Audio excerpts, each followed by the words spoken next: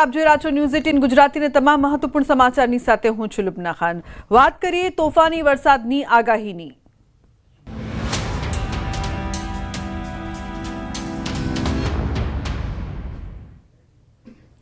તો રાજ્યના કાંઠાના જિલ્લાવાસીઓ રહેજો સાવધાન। 3 સિસ્ટમ થઈ છે સક્રિય। કાંઠાના ભાગોમાં આગાહી કરવામાં આવી છે। હવામાન વિભાગની દક્ષિણ ગુજરાત દક્ષિણ સૌરાષ્ટ્રના જિલ્લાઓ માટે મોટી આગાહી। હવામાન વિભાગનું 10 જિલ્લામાં ઓરેન્જ એલર્ટ। आज भरूच, नर्मदा, सूरत, तापी, नवसारी, डांग, वलसाड, दमण, दादरानगर हवेली उपरांत सौराष्ट्રના કાંઠાના ભાવનગર, અમરેલી, ગીર સોમનાથ અને દીવમાં ઓરેન્જ એલર્ટ અપાયું છે। તો 3 દિવસ ગુજરાતમાં ગાજવીજ સાથે તોફાની વરસાદ થઈ શકે છે। 50 થી 60 કિલોમીટરની ઝડપે ફૂંકાઈ શકે છે પવન। 3 દિવસ સુધી દરિયાકાંઠે ઊંચા મોજા પણ ઉછળી શકે છે।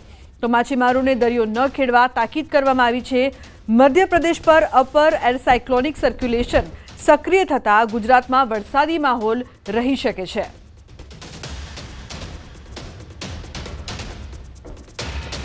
अगले 3 दिन 27, 28 और 29 में राज्य में स्कैटर्ड रेनफॉल होने का संभावना है।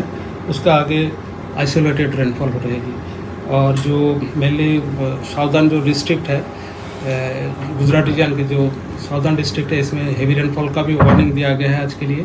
और सौराष्ट्र को आज की जो साउदर्न डिस्ट्रिक्ट के लिए अगले 3 दिन का हेवी रेनफॉल दिया गया है। हम लोग जहाँ हेवी रेनफॉल का वार्निंग आज दिया है इस पर ऑरेंज वार्निंग है क्योंकि रेन के साथ थंडरस्टॉर्म विथ लाइटनिंग रहेगा। विंड स्पीड भी 50 to 60 किलोमीटर प्रति घंटा में रहेगा।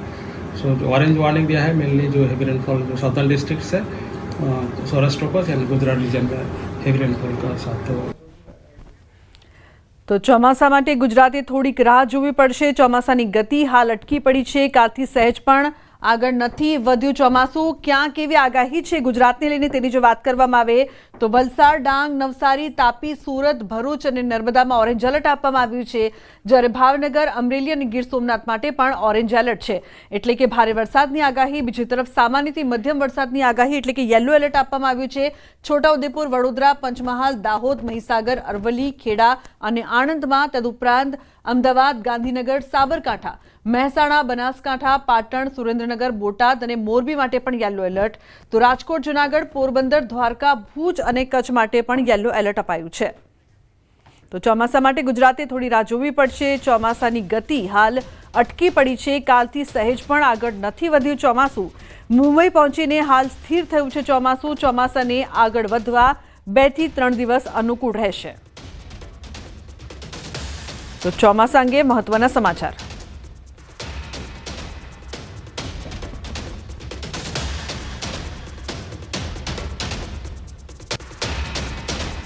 ચોમાસાને લઈને ખેડૂતો માટે મોટા સમાચાર। ગુજરાતમાં ચોમાસું 16 આની રહેશે। ગુજરાતમાં 100% વધુ વરસાદની સંભાવના છે।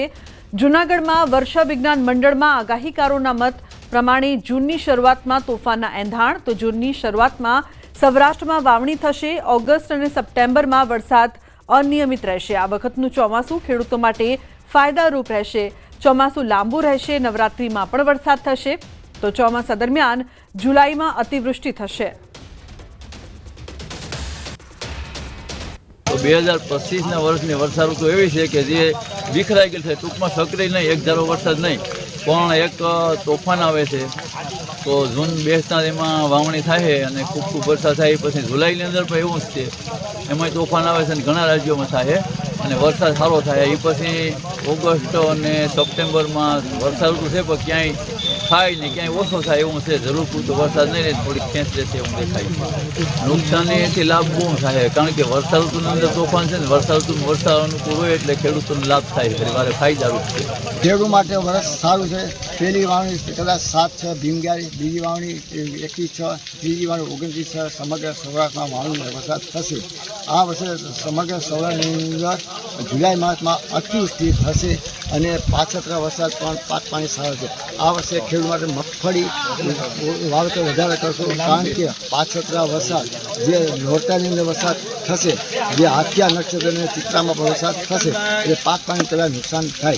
આ ચાલુ વર્ષે 48 થી 52 ઇંચ વરસાદ 13 આની વરસ અને પાક પાણી 80% થશે એવી મારી આગાહી છે। ઓગસ્ટ મહિનામાં વરસાદની થોડી ખેંચ રહે। આવું મારું અનુમાન છે. ખેડૂતો માટે 80% પાક અને શિયાળોમાં પિત્ત થાય પણ ઉનાળુ પિત્ત ન થાય એવું પાણીની ખેંચ રહે એવું મારું અનુમાન છે. અને બીજું, સાગર કાંઠે દરિયાકાંઠે વરસાદનું પ્રમાણ થોડુંક વધારે રહે. ભાવનગરથી શરૂ કરી ઓખામંડળ સુધીની પટ્ટીમાં વરસાદનું પ્રમાણ સારું રહે. વાવાઝોડું જુલાઈ મહિનાના છેલ્લા અઠવાડિયામાં કદાચ અરબી સમુદ્રમાં ઊભું થાય તે આવી શકે. ચોમાસાની વિદાય ક્યારે થશે? વિદાય 10મી ઓક્ટોબરે.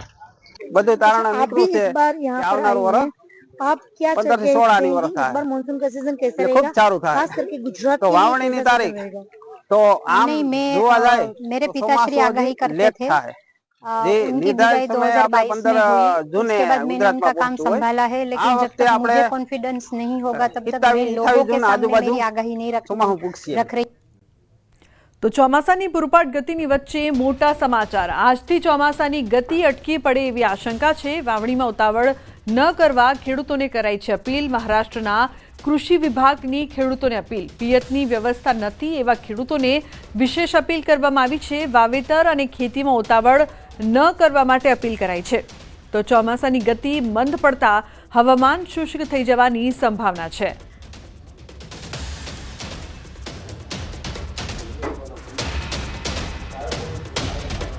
તો ભાવનગર ખાતે આવેલા નાયબ ખેતી નિયામક ઓફિસમાં મોટા પોપડા ખર્યા છે. એનેક્સી બિલ્ડિંગના બહુમાળી ભવનમાં સ્લેબનો ભાગ ખરી પડ્યો છે. સ્લેબ પડતા ઓફિસના કમ્પ્યુટર્સ અને અન્ય સાધનોને નુકસાન પહોંચ્યું. ઘટના સમયે ઓફિસ બંધ હોવાથી કોઈ જાનહાનિ થઈ નથી. મોટી દુર્ઘટના ટળી છે. તો ખેતી નિયામક ઓફિસની છતના પોપડા છે તે ઉખડ્યા છે. ઓફિસના કમ્પ્યુટર અને અન્ય સાધનોને પણ નુકસાન પહોંચ્યું છે, જેના દ્રશ્યો સવારમાં ઓફિસ બંધ હોવાથી જાનહાનિ ટળી છે. ઉલ્લેખનીય છે કે આટલી જર્જરિત મકાનમાં ઓફિસ ખેતી નિયામક ઓફિસની છતના પોપડા છે તે ઉખડ્યા. રાજકોટમાં માતા જ બની કુમાતા. બાળકને છત પરથી હાથ પકડીને નીચે લટકાવ્યો. ગોકુલધામ આવાસનો વિડીયો વાયરલ થયો છે. મહિલા એક બાળકને છત પરથી નીચે લટકાડતી જોવા મળી. અન્ય એક વ્યક્તિએ બાળકનો જીવ બચાવ્યો. તો મહિલા પાસેથી બાળકને છોડાવવાનો પ્રયાસ કર્યો. મહિલા બાળકોને ન છોડતા મહિલાને માર માર્યો. કયા કારણોસર મહિલા બાળકને છત પરથી નીચે લટકાડતી હતી તે અંગે સવાલ ઉઠ્યા છે. વિડીયોમાં બાળક સાથે દેખાઈ રહેલી મહિલા તેની માતા છે કે કેમ તે બાબતે ચર્ચા તેજ થઈ છે. તો દ્રશ્યોમાં જોઈ શકાય છે કે કઈ રીતે આ માતા પોતાના જ બાળકને નીચે લટકાડી રહી છે. જે બાદ એક પુરુષ ત્યાં આવે છે અને તે બાળકને બચાવે છે. તેની પાસેથી ઝૂંટવી લે છે અને બાળકનો જીવ બચે છે. હાલ સવાલો થઈ રહ્યા છે કે આવું આ માતા કેમ કરી રહી છે.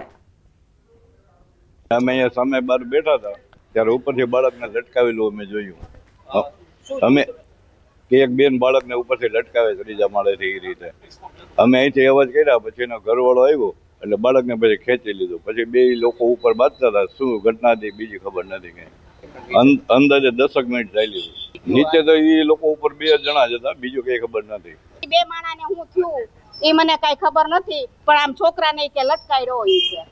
શું કામ એ મને નથી ખબર ભાઈ. ના એવું મને નથી ખબર. કઈક પાણો નીચે બેઠા છે નાખ્યો હોય છે. એ છોકરા નાના રમતા રમતા એટલી મને ખબર છે, બાકી મને ખબર નથી. જો હું નાતી આવી. તો પાલનપુરના નવા બસપોર્ટ પાસે રાત્રિના